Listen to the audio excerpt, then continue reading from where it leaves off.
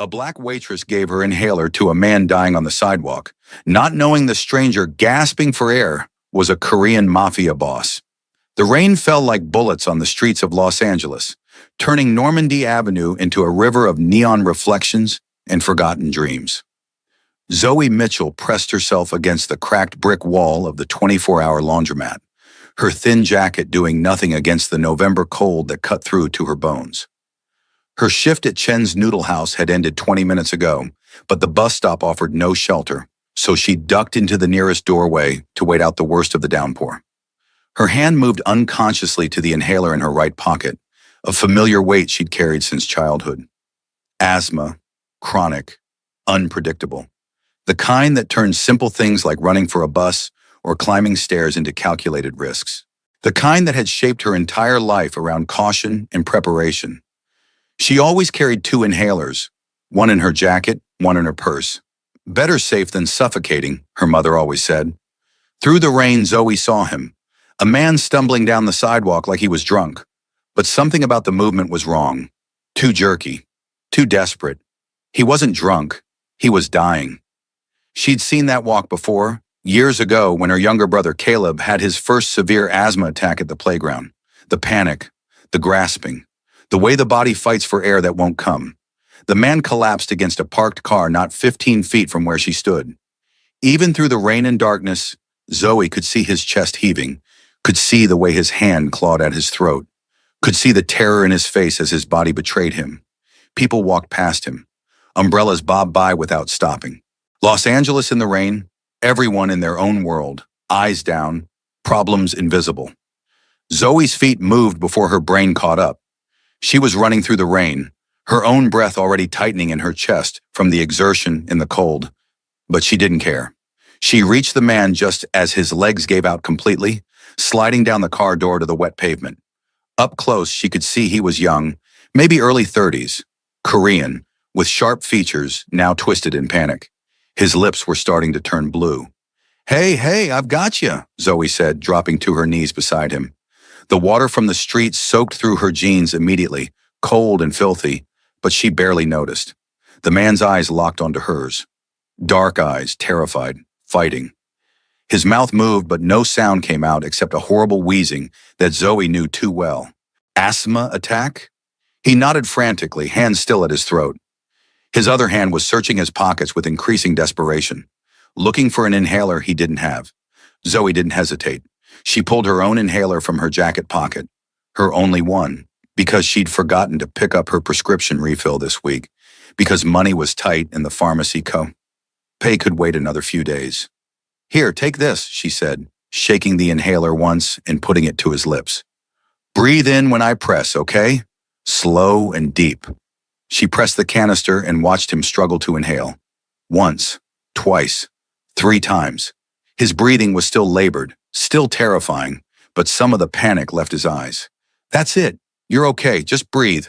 Nice and slow. She stayed with him there on the wet pavement, rain pouring down on both of them, one hand on his shoulder to keep him steady, talking him through it the way she'd been talked through her own attacks 100 times. In through your nose if you can, out through your mouth. The medicine's working. Just give it time. You're going to be okay. Gradually, his breathing evened out. The blue tinge faded from his lips. The terror in his eyes transformed into something else. Confusion, maybe, or wonder. He looked at her like he couldn't quite believe she was real, like strangers didn't stop for dying men on Los Angeles streets, like black women in cheap jackets didn't give away their only medication to save Korean men in expensive suits. Because now that Zoe could see him properly, she realized his clothes were expensive. The kind of expensive she only saw in customers who came into Chen's by mistake and left quickly when they saw the plastic menus. His black suit was tailored, his shoes Italian leather now ruined by street water. Even his watch, she caught a glimpse as his sleeve pulled back, was the kind that cost more than her yearly rent. Better? Zoe asked softly. He nodded, still not speaking, chest still heaving but no longer fighting for every breath. Do you have someone I can call? Someone who can come get you? He shook his head, then seemed to reconsider, patting his pockets. His phone was gone, dropped somewhere or stolen. Zoe had seen enough street crime to know both were possible. Okay, here's what we're going to do, Zoe said, making the decision quickly. I'm going to call you an ambulance. You need to get checked out, make sure. He grabbed her wrist, the movement sudden enough to startle her. His grip was strong despite the attack he just suffered, and his eyes were intense, urgent. He shook his head violently. No ambulance? Sir, you just had a severe asthma attack. You need medical. He shook his head again, more insistent, and pointed at himself, then made a gesture Zoe didn't understand. Then he pulled out a wallet from his inside jacket pocket, waterlogged but intact, and showed her a medical alert card. Written in both English and Korean, Park Min-jun, severe asthma, allergic to penicillin, sulfa drugs, emergency contact, a number with too many digits blurred by water. Min-jun, Zoe read aloud, trying to pronounce it correctly. Is that your name? He nodded, and something in his expression softened at her attempt to say it right. Min-jun, you still need help. If you won't let me call an ambulance, at least let me get you somewhere dry, somewhere safe. He seemed at war with himself, suspicion and gratitude fighting behind his eyes. Then he nodded once, sharp and decisive. Zoe helped him to his feet, supporting more of his weight than she probably should given her own breathing issues. He was tall, at least 6 feet, and solid with muscle despite the lean frame. Together they stumbled down the street, rain still falling, her inhaler still clutched in his hand. There's a hotel 2 blocks from here, Zoe said, adjusting her grip on his waist as they walked. Nothing fancy, but it's clean and dry. Can you make it that far? Another nod. They moved slowly through the rain-slicked streets, past closed shops and flickering streetlights, past homeless encampments huddled under overpasses and late-night convenience stores with barred windows. The Hotel Angelino had seen better days, probably sometime in the 1970s, but it had a working lobby and a clerk who barely looked up from his phone as Zoe half-carried Min-jun through the door. I need a room, she said, fumbling for her purse with the hand that wasn't supporting a stranger. Just for tonight, something cheap. $80, the clerk said in a bored monotone. Cash only. Checkout's at 11. Zoe's heart sank. She had $47 in her wallet. Tips from tonight's shift plus what was left of her paycheck after rent. Not enough. She started to say they'd figure something else out when Min-jun shifted, reaching into his own jacket. He pulled out a money clip, because of course he had a money clip, and peeled off what looked like $200 bills without even counting. Slid them across the counter to the clerk, who suddenly became much more attentive. Keep the change, Zoe said quickly, helping Min-jun toward the elevator. We appreciate the discretion. The room was exactly what $80 bought in this part of LA. Small, vaguely clean, with a bed that had seen better days and carpet that had seen worse ones, but it was dry and warm, and that was enough. Zoe helped Min-jun sit on the edge of the bed, then stepped back, suddenly aware of the intimacy of the situation. She was in a hotel room with a complete stranger. A man she'd just saved, yes, but still a stranger. You should rest, Zoe said, wrapping her arms around herself. Her wet clothes were making her shiver now, adrenaline fading into cold reality. And I should probably go. But Min-jun was looking at her with an intensity that made her pause. He stood, moving with more steadiness now, and crossed to the small desk where hotel stationery waited next to a phone book from 2015. He wrote something, then held it out to her, in precise, careful handwriting. Thank you for saving my life. I owe you everything. Please don't go yet. Zoe stared at the note, then at him. You can write but not speak? He nodded, then wrote again. Vocal cord damage. Childhood illness. I can make sounds but not words. Most people don't have patience for writing. You stopped when no one else would. Why? Why? Zoe repeated the question, surprised by it. Because you were dying. What kind of person sees someone dying and just walks past? Min-jun's expression shifted into something sad, almost bitter. He wrote, most people in this city, most people everywhere. You gave me your inhaler. That's not nothing. I have asthma too, Zoe explained, gesturing at the inhaler still in his hand. Since I was 8. I know how terrifying it is when you can't breathe, when your body just stops cooperating. I couldn't leave you like that. She paused, then added, you can keep that, by the way, the inhaler. I'll get another one tomorrow. Min-jun looked at the inhaler, then at her, eyes widening in what might have been horror or disbelief. He wrote furiously, this is your only one? You gave me your only inhaler? When Zoe nodded, he continued writing. What if you have an attack? What if you need it? Then I'll deal with it, Zoe said with a shrug she didn't quite feel. I know the warning signs. I'll be careful, but you're the one who had the severe attack. You need it more than I do right now. She was trying to sound confident, but the truth was her chest already felt tight. Could be stress, could be the cold rain, could be the beginning of her own attack, but she pushed the worry down. She'd survived worse. Minjun stared at her for a long moment, something working behind his dark eyes that Zoe couldn't read. Then he pulled out his phone.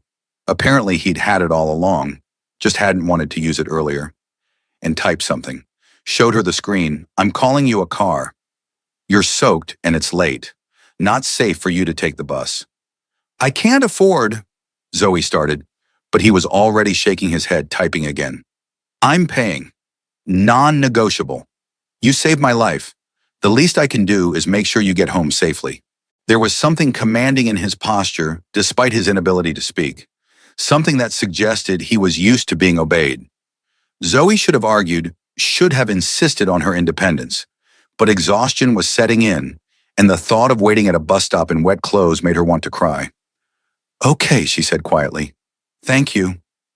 Minjun nodded, then typed an address into his phone. Showed it to her. Where do you live? Zoe hesitated. Giving a stranger her address seemed dangerous.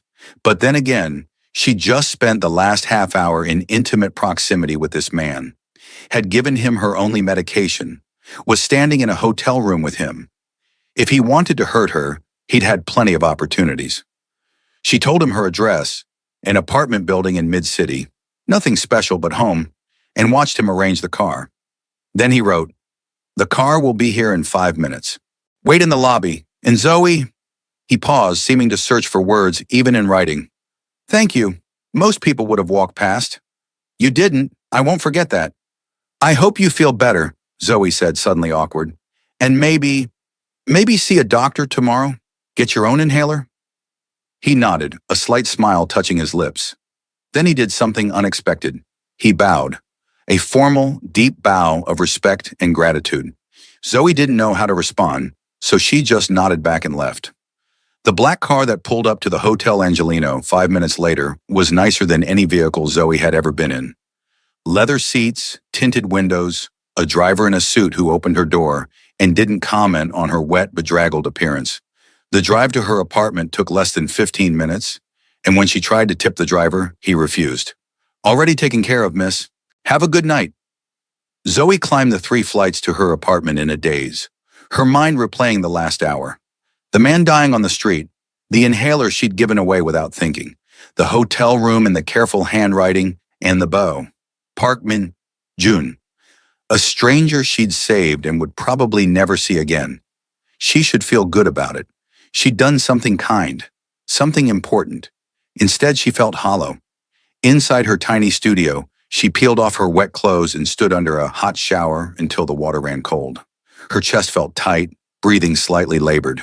She needed her inhaler, needed to refill her prescription tomorrow, which meant finding $60 she didn't have because she'd budgeted for next week, not tomorrow, because she'd given her only one to a stranger. Worth it, she told herself, climbing into bed. He was dying. It was worth it. But as she lay there trying to breathe slowly and evenly, fighting the tightness in her chest, a small voice whispered, what if you have an attack tonight? What if you can't breathe and there's no one to save you? She pushed the thought away and focused on the memory of Minjun's eyes, the way they'd changed from terror to gratitude, the way he'd looked at her like she was something precious. Sleep came fitfully, interrupted by dreams of drowning in air, in a stranger's bow, and dark eyes that saw too much. Morning came too early, announced by her phone alarm screaming at 6:00 a.m. Zoe silenced it with a groan, every muscle in her body protesting as she rolled out of bed. The double shift at Chen's noodle house started at 7, and she couldn't afford to be late. Mr. Chen was understanding about a lot of things, but punctuality wasn't one of them. She dressed quickly, black pants, white shirt, comfortable shoes that had seen better days, and grabbed her bag, checked her wallet, $47, same as last night. She'd have to beg the pharmacy for a partial refill, promised to pay the rest next week. Or ask her roommate Ivy for a loan, though Ivy was barely scraping by herself, working 2 jobs and taking night classes. The bus ride to Koreatown took 40 minutes, traffic already building up even though the sun was barely up. Zoe pressed her forehead against the window and watched Los Angeles wake up. Street vendors setting up carts, shopkeepers rolling up security gates, homeless people stirring in their cardboard shelters. The City of Angels, her mother used to call it. More like the City of Survival. Chen's Noodle House occupied a narrow storefront on Western Avenue, sandwiched between a Korean grocery and a cell phone repair shop. The neon sign flickered weakly even in daylight, and the smell of frying garlic and ginger hit Zoe as soon as she pushed through the door. Home, or as close to it as anywhere outside her apartment. "You're late," Mr. Chen called from the kitchen, not looking up from the wok he was stirring. He wasn't really angry. If he was, he'd be yelling in Mandarin. This was his version of a greeting. 3 minutes, Zoe called back, tying her apron. That's basically early for me. She heard his snort of amusement over the sizzle of cooking. The lunch crowd would start arriving in an hour, but the morning regulars were already trickling in. Construction workers grabbing coffee and bao before job sites opened, elderly Korean women getting their daily jjigae, students cramming in breakfast before class. Zoe fell into the familiar rhythm, taking orders, pouring coffee, delivering steaming bowls of noodles, clearing tables, repeating. Her chest still felt tight from last night, but she ignored it. She had work to do, money to make, bills to pay, no time for weakness. Around noon, the lunch rush hit like a tsunami. Every table full, people waiting by the door, orders coming faster than Zoe could write them down. She moved in a blur of efficiency, muscles remembering the choreography even when her mind fogged from exhaustion. Table 6 wants extra kimchi. Table 3 needs more water. Table 9 is still waiting on their jaffe. She was refilling coffee at table 4 when the door opened and the entire restaurant went quiet. Zoe didn't notice at first, too focused on not spilling hot coffee on Mr. Kim's lap. But then she felt it, the shift in atmosphere, the sudden tension. She looked up. Minjun stood in the doorway. He looked different in daylight, still expensive. A charcoal gray suit today that probably cost more than her car would if she owned one. But there was something else, something that made every person in the restaurant suddenly very interested in their noodles. He wasn't alone. 2 men flanked him, both Korean, both wearing dark suits and darker expressions, both scanning the room with eyes that saw everything and forgot nothing. Mr. Chen appeared from the kitchen, wiping his hands on his apron, face carefully neutral in a way that made Zoe's stomach twist. She'd never seen him look like that, controlled, almost afraid. "Mr. Park," Mr. Chen said, bowing slightly. "We weren't expecting you. I hope everything is satisfactory." Mr. Park? Zoe's mind raced. Jun was Mr. Park, and Mr. Chen knew him? But before she could process that, Jun's eyes found hers across the crowded restaurant. Recognition flared in his gaze, followed by something else. Relief, maybe, or surprise. He moved toward her through the tables, the crowd parting like water before a shark. Can I help you?" Zoe managed, heart pounding for reasons she didn't understand. Minjun pulled out his phone, typed, showed her the screen. "You work here?" "Yeah, for about 2 years now. Why?" He typed again. "This is my restaurant. I own Chen's Noodle House." The world tilted slightly. The stranger she'd saved last night wasn't just some wealthy businessman. He was her boss, or her boss's boss, or something. She looked around the restaurant with new eyes, seeing the way people watched them, the way Mr. Chen hovered nearby, the way Minjun's bodyguards, because that's clearly what they were, positioned themselves by the door. "You own this place?" Zoe asked, trying to keep her voice steady. Minjun nodded, then typed, "I own this and 17 other restaurants in Koreatown. Also import-export businesses, real estate, other interests."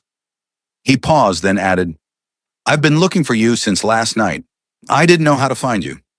Then I remembered the address you gave the driver, looked up which restaurants were nearby. This was my 3rd stop. You were looking for me." Zoe's voice came out smaller than she intended. "Why?" Minjun's expression softened. He typed, "Because you saved my life and disappeared before I could properly thank you.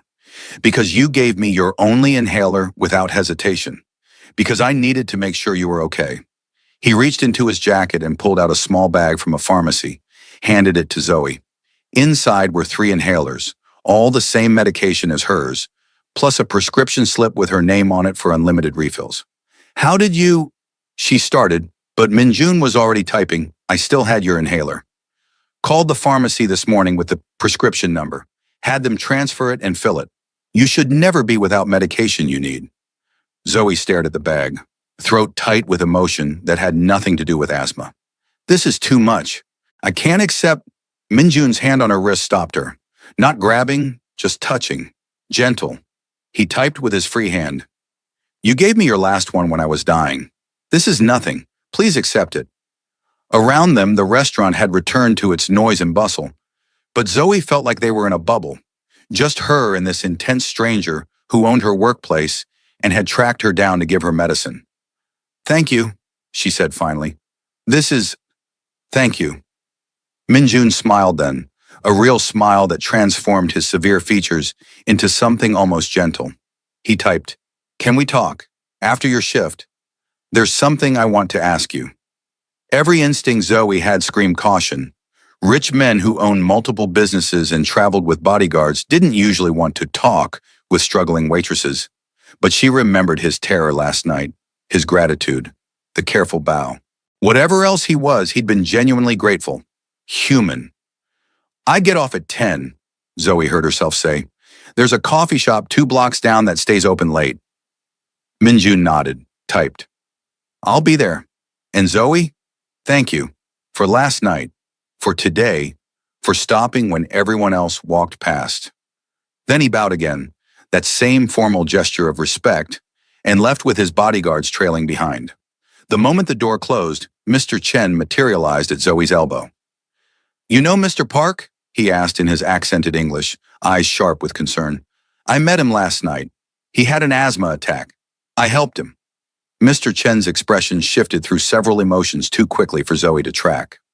Finally, be careful with that man. He is complicated. Complicated how? But Mr. Chen was already heading back to the kitchen, throwing over his shoulder. Just be careful. Men like that, they live in a different world than us. The warning made Zoe's stomach twist, but she pushed it aside. She had 6 hours of her shift left, and Table 9 was still waiting on their Jafar. The rest of her shift crawled by with agonizing slowness.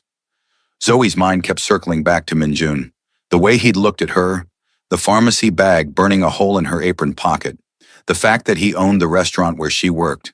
Different world, Mr. Chen had said. But what did that mean? At 9:30, Ivy showed up to walk her home like she always did when Zoe worked late shifts. Her roommate and best friend since community college. Ivy was everything Zoe wasn't. Tall, outspoken, with natural hair she wore in an impressive crown of locks and zero tolerance for nonsense. Ready to bounce? Ivy asked, lounging against the counter. Actually, Zoe said slowly, untying her apron, I have to meet someone. For coffee. You don't have to wait. Ivy's eyebrows rose. Meet someone? Like a someone? Someone? Girl, please tell me you finally got a man because it's been tragic watching you marry this job. It's not like that. It's complicated. Zoe hesitated, then gave Ivy the abbreviated version.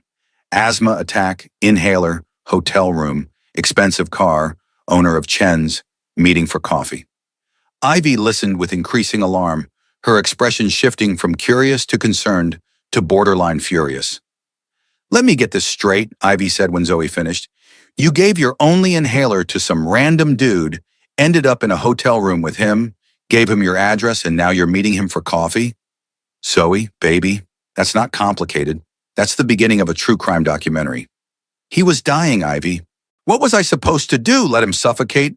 Yes, no, I don't know. Call an ambulance like a normal person. Ivy ran her hands over her locks, agitated. And he owns this place? Zoe, do you even know what that means? Mr. Chen is terrified of this man. I've seen how people act when Park comes around. That's not normal boss behavior. That's fear. The observation landed like a stone in Zoe's stomach. She had noticed the atmosphere shift when Minjun entered, had seen Mr. Chen's careful neutrality, the way customers suddenly became very interested in their food. Maybe he's just intense, she offered weakly. Intense doesn't make grown men scared, Ivy countered.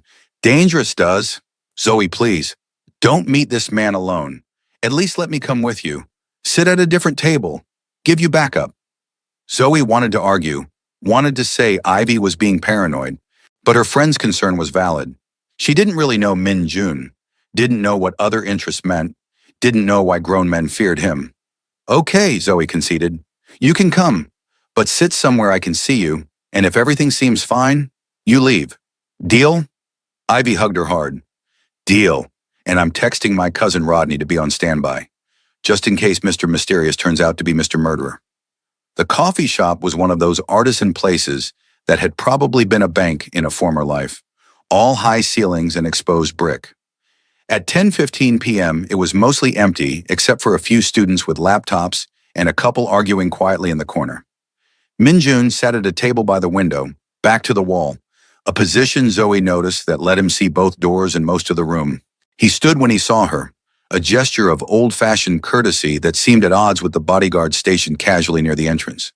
Tonight he'd lost the suit jacket, rolled up his shirt sleeves, and somehow looked both more relaxed and more dangerous. Zoe slid into the chair across from him, hyper-aware of Ivy settling 2 tables away with a clear line of sight. Hi, Zoe said, because someone had to start. Min Jun nodded, already pulling out his phone to type. Thank you for coming. I wasn't sure you would. Why wouldn't I?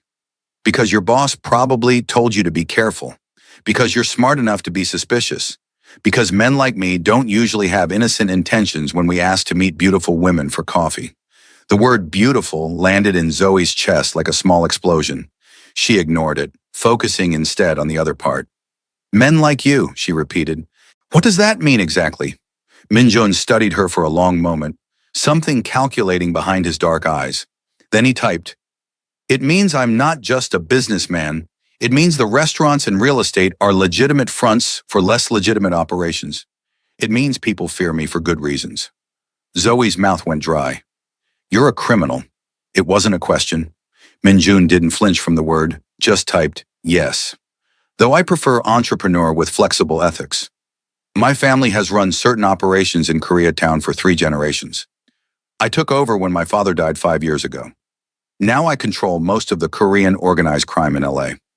This was the moment to leave, to thank him for the inhalers, wish him well, and walk away from whatever this was. Instead, Zoe heard herself ask, Why are you telling me this? Because you deserve the truth. Because I want to offer you something, and you should know exactly who you're dealing with before you decide. Offer me what? Min Jun leaned forward, intensity radiating from him like heat. Typed, I need someone I can trust, someone who isn't afraid of me, who doesn't want anything from me, who sees me as human first. Last night, when you stopped to help me, you didn't know who I was, didn't know I was rich or powerful or dangerous. You just saw someone dying and helped. Do you know how rare that is in my world? Zoe shook her head, not trusting her voice. Min Jun continued typing. I'm surrounded by people who fear me or want to use me. Family members angling for power, business associates looking for advantages. Even my bodyguards. He gestured to the man by the door. They're loyal to position, not to me. But you gave me your only inhaler. That's not strategy or fear. That's humanity. I still don't understand what you want from me. I want to hire you as my personal assistant. You'd handle my schedule, manage certain communications, help me navigate situations where my inability to speak becomes a liability. The pay is $120,000 a year plus benefits, plus a car, plus an apartment in a better neighborhood if you want it. Zoe's brain short-circuited. $120,000. She currently made maybe $30,000 a year between her salary and tips at Chen's. This was impossible. That's insane, she said aloud. You don't even know if I'm qualified. I'm a waitress, not a... Min Jun slid a piece of paper across the table. Her resume, the one she'd submitted to Chen's 2 years ago. I know you have a degree in communications from community college, he typed. I know you're bilingual in English and Spanish. I know Mr. Chen says you're the most reliable employee he's ever had. I know you're smart, resourceful, and capable of staying calm in emergencies. He paused, then added, "And I know you understand what it's like to communicate differently, to have the world not quite built for you." The last line hit differently. Zoe thought about her brother Caleb, about learning sign language as a kid because he'd been born without the ability to speak, about the frustration on his face when teachers and kids couldn't understand him, about becoming his voice in a world that didn't have patience for anything that slowed it down. "You researched me," she said quietly. "I research everyone who enters my orbit," Min Jun typed unapologetically. "It's how I stay alive. But what I found made me more certain, not less, that you're the right person. For a job working for a crime boss. For a job working with me, there's a difference." He held her gaze. "I won't lie and say there's no risk. Being associated with me makes you a target for my enemies. But you'd have protection, resources, and my word that I'll never ask you to do anything illegal or dangerous." "Your word," Zoe repeated, from a man who just admitted he's a criminal. Something flashed across Min Jun's face. Amusement or respect, maybe both. He typed, "Fair point, but criminals have honor too. Sometimes more than legitimate businessmen. I keep my promises, Zoe, always. And I'm promising you safety, security, and a chance at a better life. In exchange, you give me your time, your skills, and your honesty." "Why me? Really, you could hire anyone with better qualifications." Min Jun set down his phone and looked at her. Really looked, like he was trying to memorize every detail. Then he typed slowly, "Because when I was dying on that street, you didn't see a powerful man or a potential opportunity. You saw a human being who needed help. That's wisdom money can't buy, and fear can't fake. I need that around me. I need you." The confession was raw, vulnerable in a way that didn't match the crime boss persona. Zoe felt something shift in her chest, some wall beginning to crack. "I need to think about it," she said finally. Min Jun nodded, typed, "Of course. Take as long as you need. But while you're thinking," he slid an envelope across the table. "Open it when you get home." "What is this?" "Insurance. Protection. Call it what you want." He stood, buttoned his cuffs with practiced precision. "Thank you for meeting me, for hearing me out.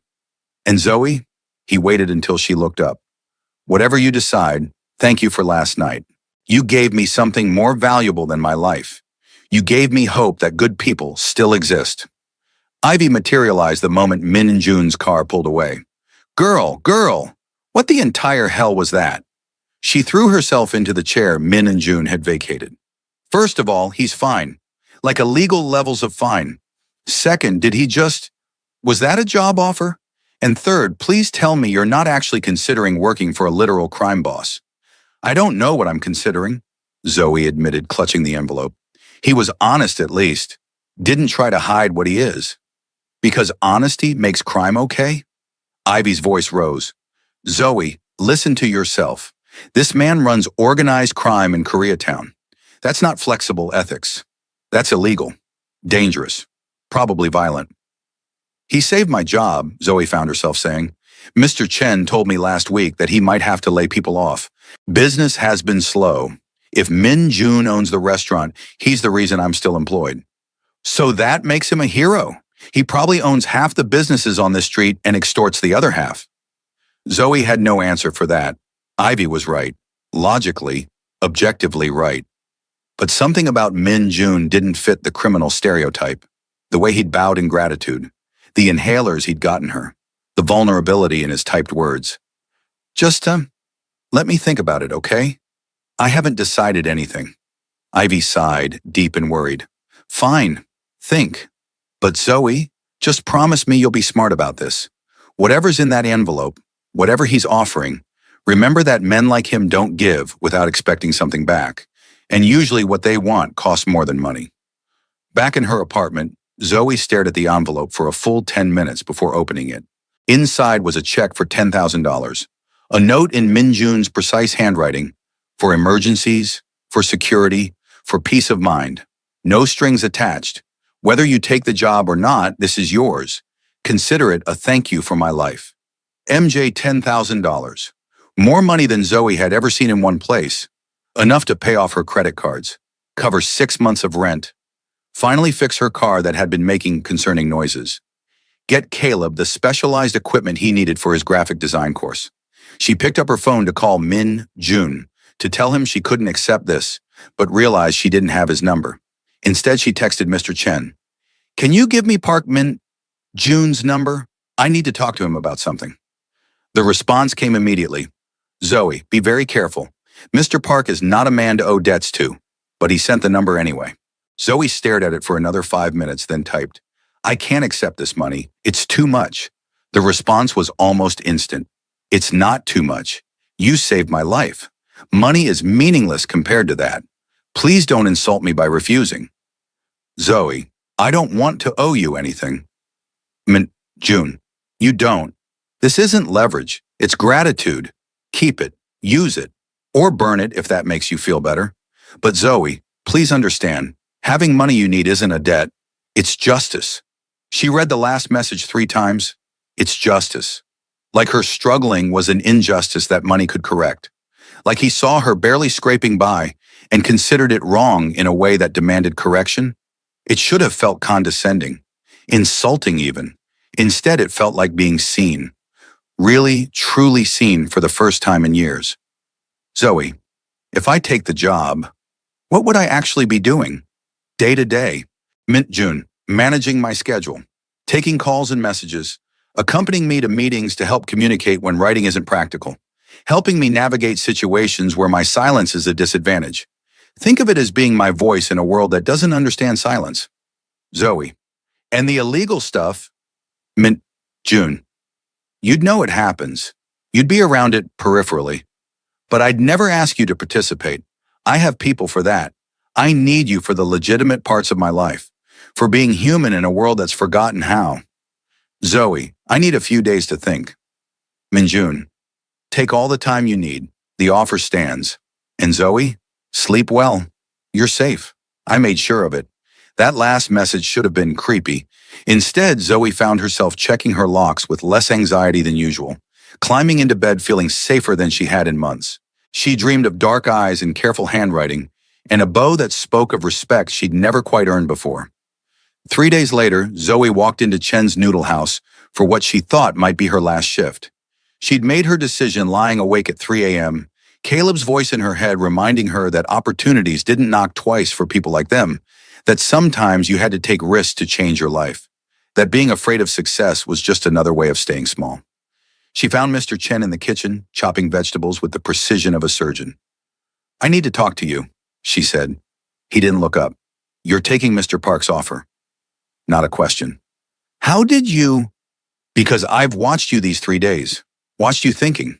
You have that look, like someone seeing a door they didn't know existed. Are you angry? Zoe asked quietly. Mr. Chen finally met her eyes. Angry? No. Worried, yes. Sad to lose best waitress, yes. But angry? Zoe, you think I don't know what it's like to work 3 jobs and still never have enough? You think I don't remember being young and hungry and desperate for chance? He set down his knife. I came to America with nothing. Mr. Park's father gave me loan to start this place. I know what that family is, know what they do, but I also know they keep promises. So you think I should take it? I think you should be smart. Use resources he gives you. Learn everything you can. Save money, make connections. And always, always have exit plan. He returned to chopping. And Zoe, don't fall in love with him. Men like Park Min-jun, they don't love back same way. Too dangerous. Too broken. The warning settled in Zoe's chest like a stone. Fall in love with June? The thought hadn't even occurred to her. This was business, a job, a way out of poverty. Zoe texted Min-jun that night. I'll take the job. When do I start? The response came within seconds. Monday. I'll send a car for you at 8 a.m.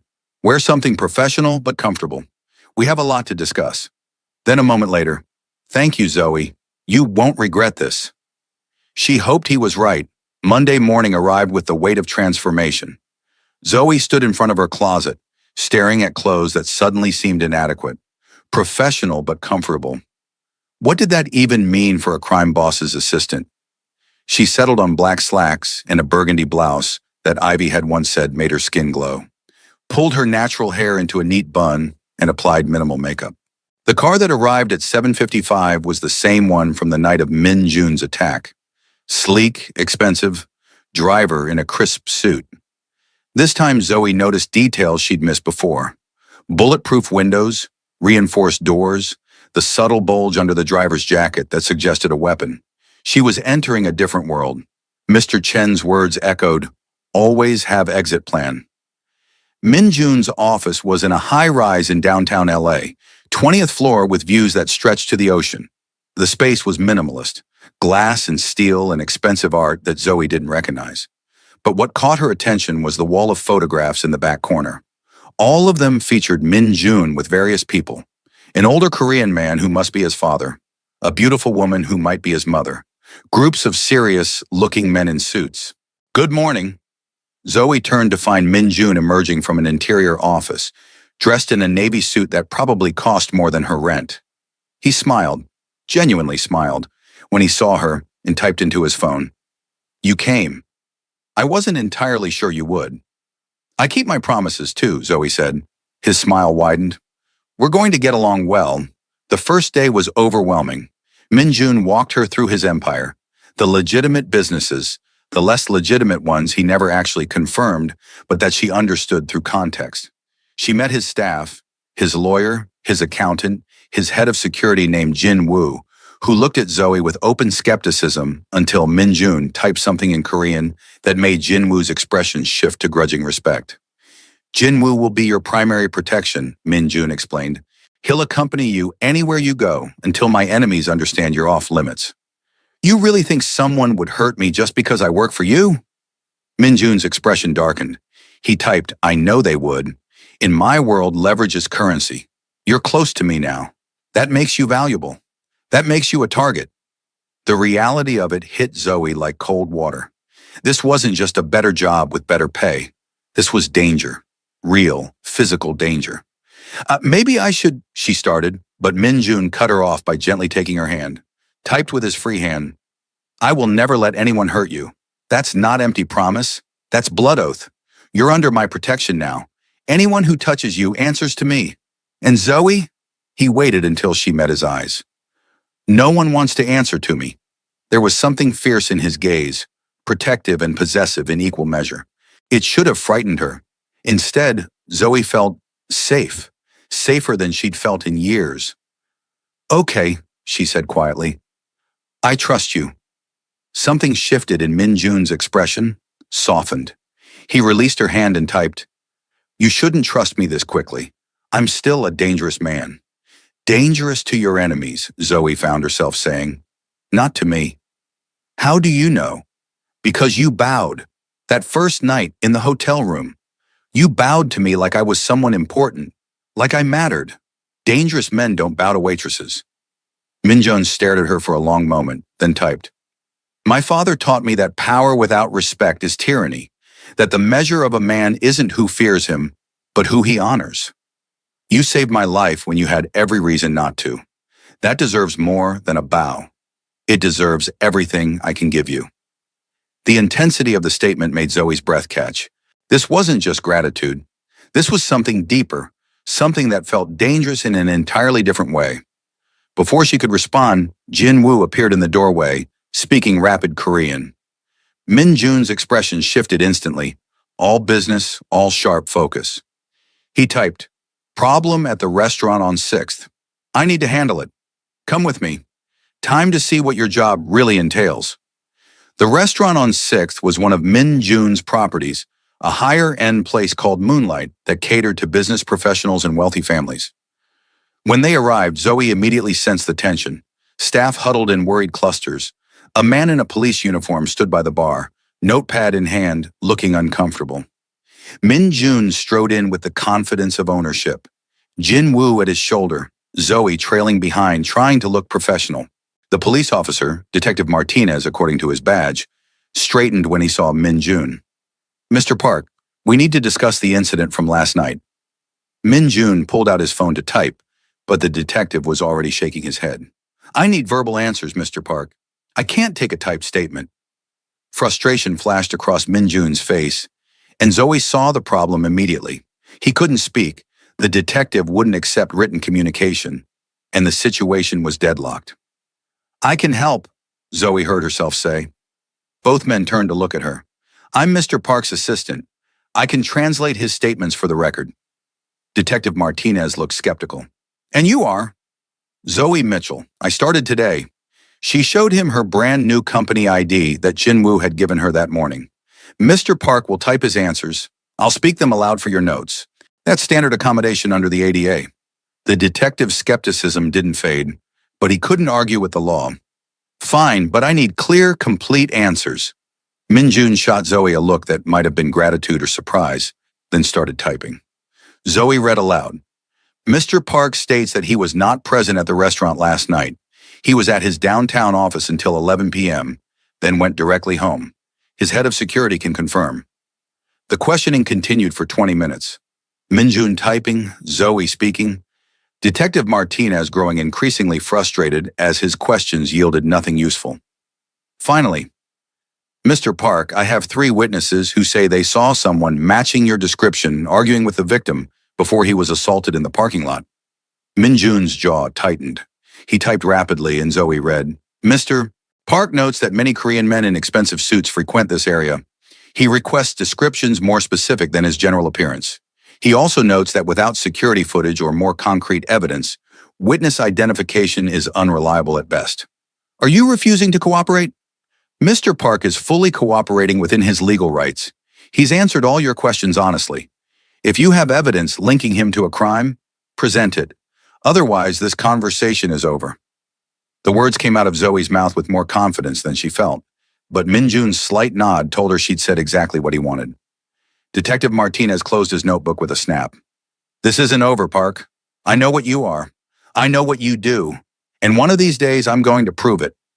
Minjun typed something and Zoe read, keeping her voice neutral. "Mr. Park looks forward to your continued investigation into legitimate business operations. He's always happy to cooperate with law enforcement." The sarcasm was evident even through her translation.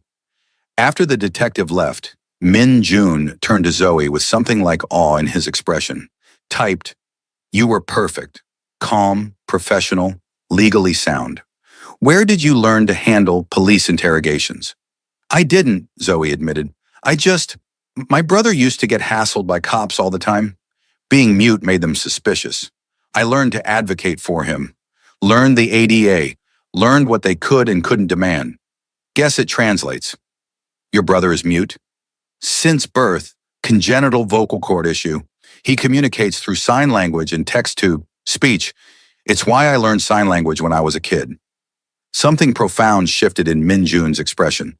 He typed, "So you understand what it's like to be silenced. To have the world assume silence means stupidity or guilt. To need someone who'll speak for you without speaking over you." "Yeah," Zoe said softly.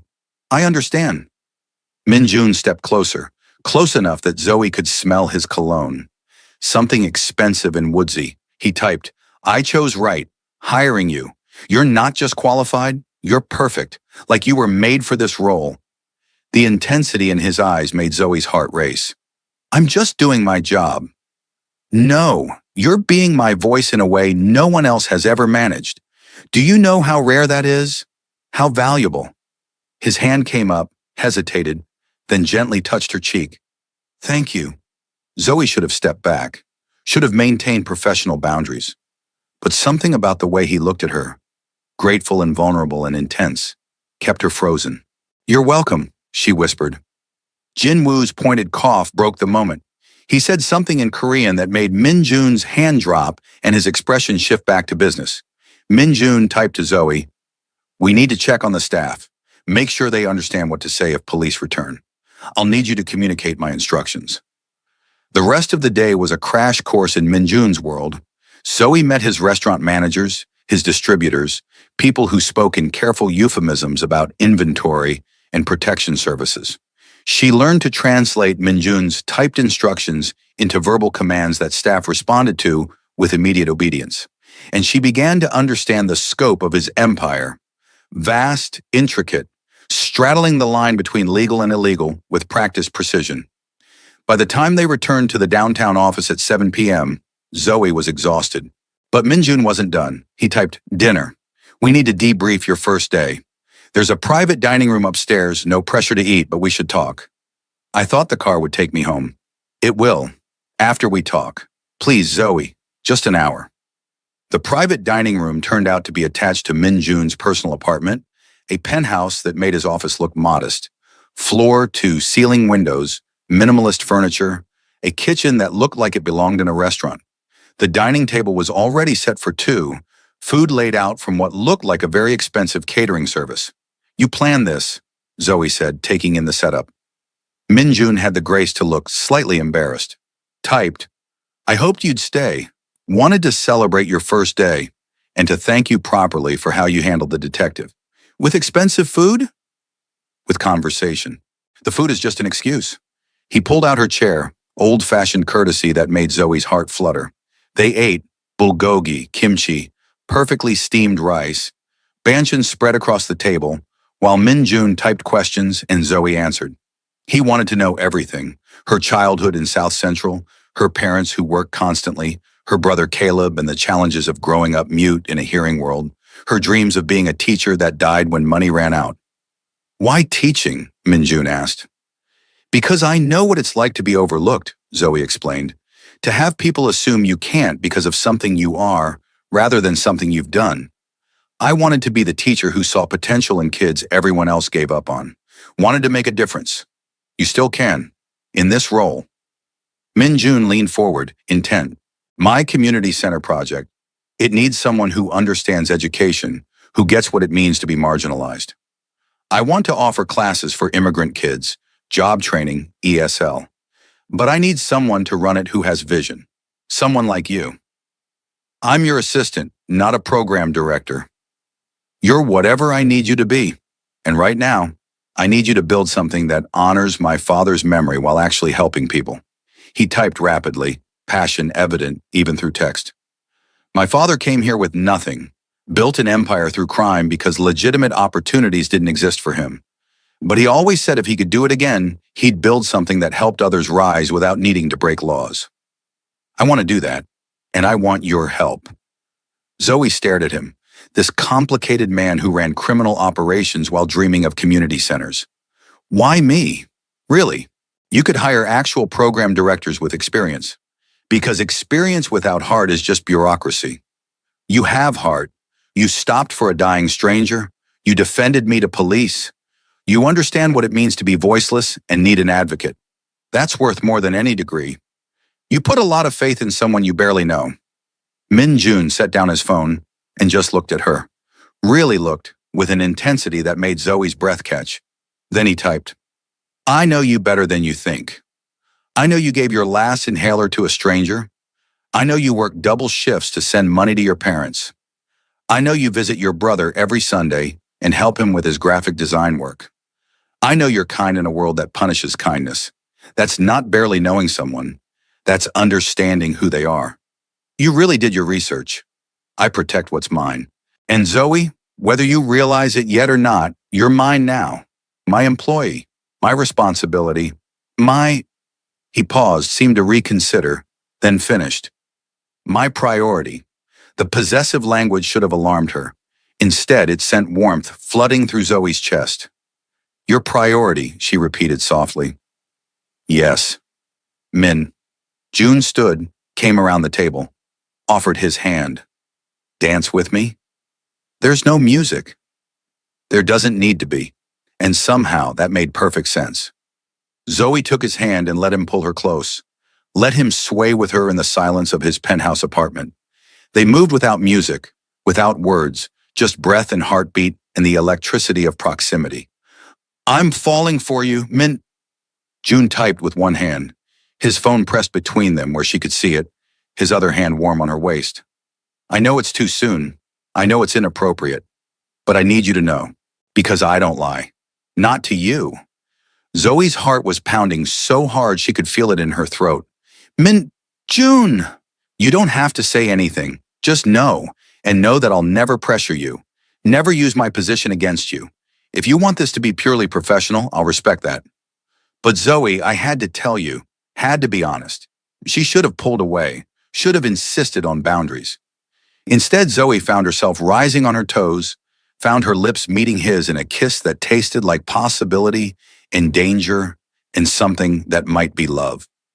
Min-jun made a sound, actual vocal sound, rough and desperate, and pulled her closer, kiss deepening until Zoe forgot where she ended and he began. When they finally broke apart, both breathing hard, reality crashed back. "This is a terrible idea," Zoe whispered.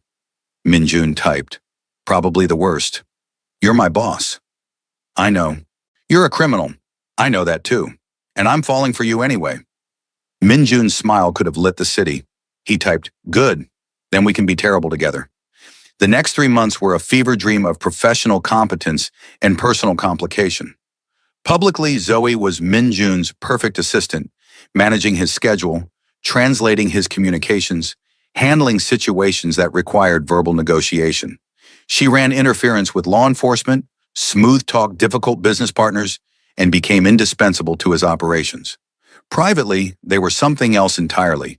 Stolen kisses in his office between meetings, late-night dinners in his penthouse that turned into mornings, conversations typed on phones and spoken aloud that revealed depths Zoe had never imagined. Min-jun was brilliant and broken, honorable and ruthless, capable of ordering violence while funding scholarships for immigrant children. "You're a walking contradiction," Zoe told him one night, lying tangled in his sheets after making love that left her breathless. Min-jun typed, "I'm a product of my world, born into violence, raised to lead, trying to build something better while maintaining what is. Is it hypocritical? Yes, but it's the only way I know to honor both my father's legacy and my own conscience. What if you could leave it all? Start over somewhere new? With you?" The question came with such hope that Zoe's heart ached. "Yeah, with me." Min-jun was quiet for a long time, fingers tracing patterns on her skin. Then, "I'd want to. God, I'd want to. But Zoe, you don't just leave this life. It follows you, my enemies, my allies. Everyone who depends on the structure I maintain, they wouldn't just let me walk away. So what? We just keep living like this. You running your empire, me pretending I don't know the details, both of us waiting for the other shoe to drop? Is that so terrible? Having this? Having us?" "No," Zoe admitted, "but it's not sustainable either. Eventually, something's going to force a choice." She was right. The choice came 2 weeks later in the form of federal agents at Min-jun's office door. Zoe was reviewing schedules when they burst in, badges high, weapons drawn, shouting commands that turned the world into chaos. She watched them put Min-jun in handcuffs, watched him try to explain with frantic typing that they ignored, watched them drag him toward the door. "Wait!" Zoe's voice cut through the chaos. "What's he charged with?" "RICO violations," the lead agent said. "Racketeering, money laundering, conspiracy. We've been building this case for 3 years. He has rights. He needs a lawyer. He can't speak. You can't interrogate him without proper accommodation. He can write." The agent dismissed her concern. "And he will, in a federal holding cell. Ma'am, step back. This doesn't concern you. I'm his assistant, his translator. You can't just step back or you'll be arrested for obstruction." The threat was clear. Zoe stepped back, watched them take Min-jun, watched him look at her with eyes full of fear and fury and something that might have been goodbye. The moment they were gone, Zoe was calling Jin Woo. "They took him. Federal agents, RICO charges. What do we do?" "We?" Jin Woo's voice was cold. "You're an employee, Miss Mitchell. This is family business now. Stay out of it." "I'm not staying out of anything. He needs help. He needs you to be smart. If you get involved, you become a target. They'll investigate you, use you against him. Best thing you can do is distance yourself. Claim ignorance." "I won't abandon him." Jin Woo sighed, deep and weary. "Then you're a fool, but a loyal one. Meet me at the lawyer's office in an hour. We'll figure this out." The lawyer, a sharp-eyed woman named Rebecca Chen, was blunt about Min-jun's chances. "The feds have wiretaps, financial records, witness testimony. They've been building this for years. Unless Min-jun cooperates, testifies against his associates, he's looking at 20 years minimum." "He won't testify," Jin Woo said flatly. "That would be signing his own death warrant. The families he'd betray would kill him in prison. Then we pray for a miracle, Rebecca said. Or a really bad prosecution. The arraignment is tomorrow morning. Federal courthouse downtown. They'll formally charge him, set bail, though with Rico, I doubt bail is happening. And here's the problem. Min Jun can't speak, can't defend himself verbally in court. Judge will demand competence evaluation. He's completely competent, Zoe interjected. He runs a multi-million-dollar operation, manages complex negotiations. I believe you, but proving it to a judge when he can't verbally respond to questions? That's a challenge. We'll need documentation, expert witnesses, possibly an interpreter. I can do it, Zoe said. Everyone turned to look at her. I can translate for him. In court. He types, I speak. It's what I've been doing for months. Rebecca shook her head. You're not a certified court interpreter. The judge won't accept. Then certify me. Fast track whatever process exists, or argue 80 accommodation. But Rebecca, you know as well as I do that Min Jun's silence will be used against him. He needs a voice. I can be that voice. Rebecca and Jin Woo exchanged glances. Finally, Rebecca said, It's irregular. The prosecution will object. But it might work. If we frame it as necessary accommodation under the ADA, emphasize that Min Jun's inability to speak doesn't indicate incompetence. She started typing rapidly on her laptop. I'll file emergency motions tonight. Argue that you've been his primary communication assistant for months, that you're familiar with his communication style, that denying him access to you violates his rights. This is a bad idea, Jinwoo said. If you do this, Miss Mitchell, you're making yourself part of the case. Prosecution will dig into your background, question your credibility, and if Min Jun is convicted, you could face charges as an accomplice. I don't care, Zoe said, surprising herself with the conviction in her voice. He needs help. I'm not walking away. Rebecca studied her with calculating eyes. You love him. It wasn't a question. Zoe could have denied it, should have maintained professional distance. Instead, yes, I love him, and I'm not letting him face this alone. Jinwoo's expression softened slightly. Boss chose well. You're either very brave or very stupid. Probably both. The federal courthouse was a fortress of marble and security. Zoe passed through metal detectors, had her bag searched, was escorted to the courtroom by marshals who looked at her with suspicion. Inside, the gallery was packed. Journalists, Min Jun's associates, federal agents, curious onlookers. All eyes turned when Min Jun was let in, wearing an orange jumpsuit and handcuffs. His eyes found Zoe immediately. Something in his expression cracked. Relief and regret and love so fierce it took her breath away. The marshal seated him at the defense table next to Rebecca, who immediately leaned in to whisper something. Min Jun shook his head, pulled out a phone the court had allowed him for communication, and typed.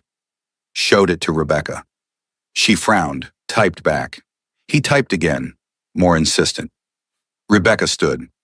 Your Honor, my client requests that his communication assistant, Miss Zoe Mitchell, be allowed to sit at the defense table to facilitate his responses during proceedings. The prosecutor, a severe man named Davidson, immediately objected. Your Honor, this is highly irregular. Miss Mitchell is not certified legal interpreter. Her presence at the defense table is inappropriate. Miss Mitchell has been my client's primary communication assistant for the past 3 months, Rebecca countered. She's familiar with his communication style, his typing patterns, his needs as a nonverbal individual. The ADA requires reasonable accommodation for defendants with disabilities. Denying Mr. Park access to his preferred communication method violates his constitutional rights. The judge, an older black woman named Harris, looked intrigued. Miss Mitchell, please approach. Zoe stood on shaking legs and approached the bench. Judge Harris studied her with sharp eyes that missed nothing. You understand that facilitating communication for a defendant in a federal RECO case is serious business? That anything you translate could be used as evidence? Yes, Your Honor. I understand. And you're willing to take on that responsibility? I am. Mr. Park deserves the right to defend himself in his own voice, even if that voice comes through my words. Judge Harris's expression softened almost imperceptibly. Well said. I'll allow it on a provisional basis. But Miss Mitchell, you translate exactly what he types. No embellishment, no interpretation. His words only. Understood? Understood, Your Honor. Then take your seat at the defense table. Zoe moved to sit between Minjun and Rebecca, hyper-aware of every eye in the courtroom tracking her movement. Minjun's hand found hers under the table, squeezed once. Gratitude and affection and apology all in that single touch. The arraignment proceeded. The prosecutor read charges that made Zoe's blood run cold. Racketeering, money laundering, conspiracy to commit murder, obstruction of justice. Each charge carried years, decades of potential prison time. When Judge Harris asked for Minjun's plea, he typed and Zoe read aloud, "Not guilty, Your Honor, to all charges." The prosecution argued against bail, flight risk, danger to community, extensive criminal enterprise. Rebecca argued for reasonable bail with monitoring, community ties, no prior convictions, willingness to surrender passport. Judge Harris listened to both sides, then rendered her decision. Bail is set at $5 million. Mr. Park will surrender his passport, submit to electronic monitoring, and confine himself to Los Angeles County pending trial. $5 million. Zoe's heart sank, but Jin Woo was already on his phone, making arrangements. Within an hour, bail was posted. Cash, immediate. The kind of money that proved exactly how extensive Minjun's resources were. By early afternoon, he was free, electronic monitor strapped to his ankle, standing outside the courthouse in the clothes Jin Woo had brought. "Take me home," Minjun typed to Zoe. Not Jin Woo, not Rebecca. Zoe. She nodded and they climbed into the waiting car, leaving the circus of media and spectators behind. In the privacy of the vehicle, Minjun pulled Zoe into his arms, held her so tightly she could barely breathe, and shook with silent sobs that broke her heart. "I've got you," Zoe whispered, running her hands through his hair. "I've got you, and we're going to fight this." Minjun pulled back enough to type, "You shouldn't have done that. Shouldn't have made yourself part of this. Now they'll investigate you, threaten you, use you against me. Let them try. I'm not going anywhere." "Zoe, you don't understand." "I understand perfectly. I understand that you're facing 20 years for crimes you may or may not have committed. I understand that you can't defend yourself without help. And I understand that I love you enough to risk whatever comes." Minjun's expression crumpled. He typed, "I don't deserve you." "Probably not, but you've got me anyway." The trial preparation consumed the next 2 months. Zoe learned more about Minjun's operations than she'd ever wanted to know. The gambling, the protection rackets, the smuggling operations disguised as legitimate import businesses. She listened to wiretapped conversations, read financial documents that detailed money laundering schemes, reviewed witness statements from people who'd turned against Minjun to save themselves. "How much of this is true?" she asked one night, surrounded by evidence in Rebecca's conference room. Minjun didn't insult her by lying. Typed most of it. "The gambling operations are real. The protection services exist. The money laundering happened. But the murder conspiracy? I never ordered anyone killed. That's fabrication from a witness trying to reduce his own sentence. Can we prove that? Maybe. If we can discredit the witness, show he's lying to save himself. But Zoe, even if we win on the murder charge, the rest of it is enough to put me away for years. Then we fight every charge.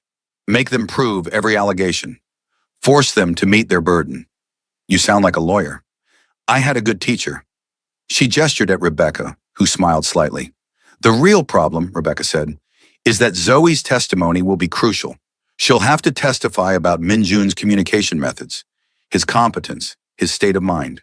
The prosecution will try to discredit her, suggest she's biased, imply she's complicit. They'll dig into her background, her relationship with Minjun, everything." "My background is clean," Zoe said. "I've never been arrested, never been involved in anything illegal, and my relationship with Minjun started after I became his employee, not before. There's nothing for them to find." "They'll find something," Rebecca warned. "They always do. And Zoe, you need to understand, testifying for Minjun could destroy your life, future employment, relationships, reputation. People will see you as a criminal's accomplice regardless of the verdict." Zoe looked at Minjun, this complicated man who'd entered her life through an asthma attack and turned everything upside down. "I don't care," she said quietly. "Let them think what they want. I know who he is. I know who I am. That's enough." Minjun typed, "I love you." The words appeared on his screen, simple and devastating. "I love you, and I'm sorry for dragging you into this nightmare." You didn't drag me anywhere. I walked in with my eyes open. Zoe took his hand. Now let's figure out how to win this thing. The trial began on a gray Monday in March. The courtroom was packed with media, Minjun's associates, federal agents, and curious onlookers eager to see a mafia boss taken down. Zoe sat at the defense table, Minjun on one side, Rebecca on the other, trying to look calm while her heart raced like a trapped bird. The prosecution's opening statement painted Minjun as a ruthless criminal mastermind who'd built an empire on violence and fear. They promised evidence, wiretaps, documents, witness testimony, that would prove beyond doubt his guilt on all charges. Rebecca's opening was different. She acknowledged Minjun's business operations while questioning the prosecution's characterization, emphasizing reasonable doubt, and highlighting the questionable credibility of witnesses motivated by plea deals. Then came the witnesses. One by one, people from Minjun's world took the stand and testified against him. Some were clearly lying. Their stories contradicted evidence, shifted under cross-examination. Others were telling truth that made Zoe's stomach turn. Yes, Min Jun ran gambling operations. Yes, he collected protection money. Yes, he laundered cash through his restaurants. But the murder conspiracy remained unproven. The key witness, a former associate named Lee, testified that Min Jun had ordered a hit on a rival gang member. Under Rebecca's cross-examination, his story fell apart. Dates didn't match security footage. Recorded conversations he claimed existed couldn't be produced. And when pressed, Lee admitted he was testifying to avoid a 20-year sentence of his own. "So you're lying to save yourself," Rebecca stated. "Objection!" the prosecutor shouted. "Sustained," Judge Harris said. "Rephrase, Ms. Chen." "Mr. Lee, isn't it true that you'd say anything the prosecution wanted to avoid prison?" "I'm telling the truth." "A truth that conveniently emerged only after you were offered a plea deal?" Lee shifted uncomfortably. "I didn't want to betray Mr. Park, but I had to protect my family." Rebecca pulled out a document. "Your plea agreement states your sentence depends on the successful prosecution of Mr. Park. If he's acquitted, you face the full 20 years, correct?" "Yes."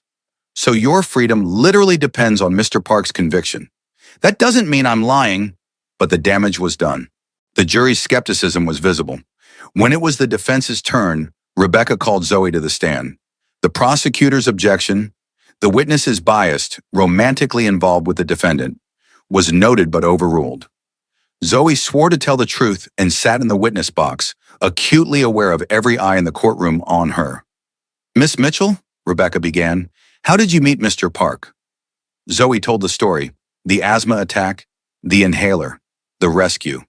Described Minjun's gratitude, the job offer, her role as his communication assistant.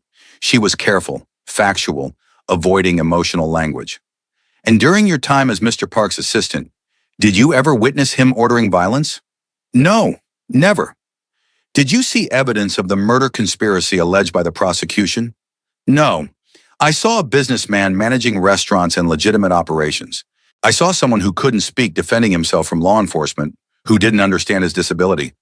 I saw a man trying to build community programs while maintaining his father's legacy." The prosecutor's cross-examination was brutal. "Miss Mitchell, isn't it true you're romantically involved with the defendant?" "Yes." "So you have personal motivation to lie for him?" "I have personal motivation to tell the truth. I love him, yes. But I love him for who he actually is, not who I'm pretending him to be. If I'd seen him order someone killed, I'd be testifying for the prosecution." "You expect us to believe that?" "I expect you to examine the evidence. I've never lied under oath. I have no criminal record. I'm a community college graduate who worked as a waitress before Mr. Park hired me.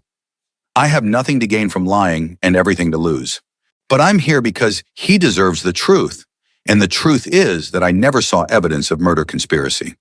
But you admit he runs gambling operations, protection rackets, money laundering schemes. I admit I was aware his business had questionable elements. But awareness isn't participation. I was his communication assistant, not his criminal accomplice. Yet you're defending him now. I'm translating for him. There's a difference. And yes, I'm defending him from charges I don't believe are true. That's not criminal. That's human." The prosecutor tried several more angles, but Zoe held firm. She was honest about what she knew, clear about what she didn't, and unshakable in her conviction that Minjun hadn't ordered anyone killed. When she finally stepped down, Minjun's eyes were bright with tears he couldn't shed in public. He typed on his phone, showed it to her as she passed. Thank you for everything. The trial lasted 6 weeks. 6 weeks of testimony, evidence, legal arguments. 6 weeks of Zoe sitting beside Minjun, translating his typed responses, watching him fight for his life through words on a screen. 6 weeks of falling deeper in love with a man who might spend the next 20 years in prison. The jury deliberated for 3 days. Zoe spent them in Minjun's penthouse, neither of them sleeping much, just holding each other and pretending the world outside didn't exist. If they convict me, Minjun typed on the 3rd night, I need you to promise something. Don't. Promise me you'll move on. Build a life. Don't wait for me. I can't promise that. Zoe. No. If they convict you, I'll be here when you get out. I'll visit every chance I get. I'll fight for appeals. I'll wait. Because that's what love means. You don't get to ask me to stop. Minjun pulled her close and Zoe felt tears on her neck. His tears, silent and devastating. I don't deserve you, he typed. You keep saying that. I keep staying anyway. The verdict came on a Thursday. Guilty on racketeering charges. Guilty on money laundering. Guilty on conspiracy. Not guilty on murder conspiracy.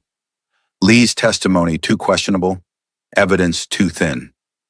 Zoe watched Minjun's face as each verdict was read, watched him remain stoic and controlled even as his world collapsed. Sentencing was set for 2 weeks later. Outside the courthouse, media swarmed. Zoe pushed through them, Minjun's hand in hers, Jin Woo clearing a path. They made it to the car, made it back to the penthouse, made it through the door before Minjun finally broke. He collapsed on the couch, pulled Zoe down with him, and shook with sobs that had no sound but shook his entire body. We'll appeal, Zoe said fiercely. Rebecca says there are grounds. The wiretap evidence might be inadmissible. The jury instructions were questionable. We're not done fighting, Minjun typed. I'm looking at 15 to 20 years. Even with appeals, even with good behavior, I'll be 45 when I get out. You'll be 43. Your whole life wasted waiting for a criminal. My life, my choice. And Minjun, you're not a waste. You're the man I love. The man who built community centers while running an empire. The man who bowed to a waitress because she helped him. The man who's fighting to be better than his father's legacy. That's worth waiting for. You're worth waiting for. He kissed her then, desperate and grateful and full of a love that transcended words typed on screens. They made love that night like it might be their last time, slow and fierce and tender all at once.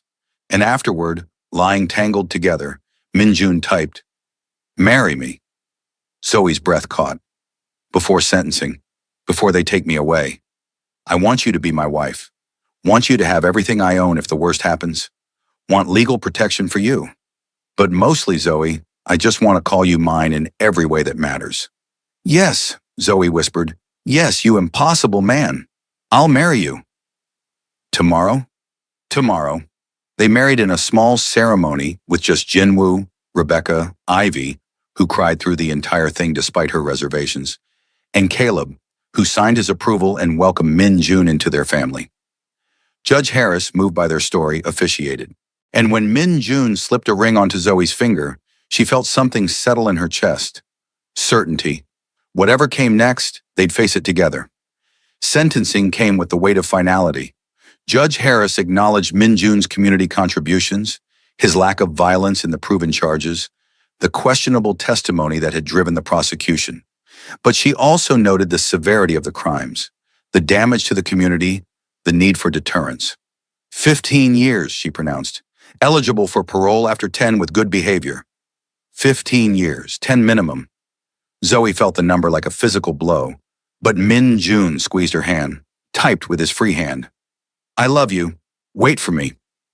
Then the marshals were taking him away, and Zoe was left standing in a courtroom watching her husband of 2 weeks disappear into the federal prison system. The first year was the hardest, learning to live alone again, to sleep in a bed that felt too big, to build a life while half her heart was behind bars. But Zoe refused to collapse. She took over Minjun's community center project, used his resources to build something beautiful. hired teachers and counselors, created programs for immigrant families, job training for ex-convicts, ESL classes for those who needed them. She visited Minjun every week, watched him adapt to prison life with the same grace he'd shown in the boardroom. He learned ASL in prison, really learned it, not just basics, so they could communicate through glass without phones or typing. Their conversations became a mix of sign language and mouth words, intimate despite the barriers. The center is thriving, Zoe signed during one visit. We served 200 families last month, got 15 people placed in jobs, 3 passed their GED. Minjun's smile was genuine. You're changing lives. We're changing lives. This is your vision. I'm just executing it. No, you made it real, made it matter. I'm so proud of you. Years passed. The center expanded. Zoe's reputation grew, not as a mob wife, but as a community leader. She spoke at conferences about accessible education, advocated for communication rights,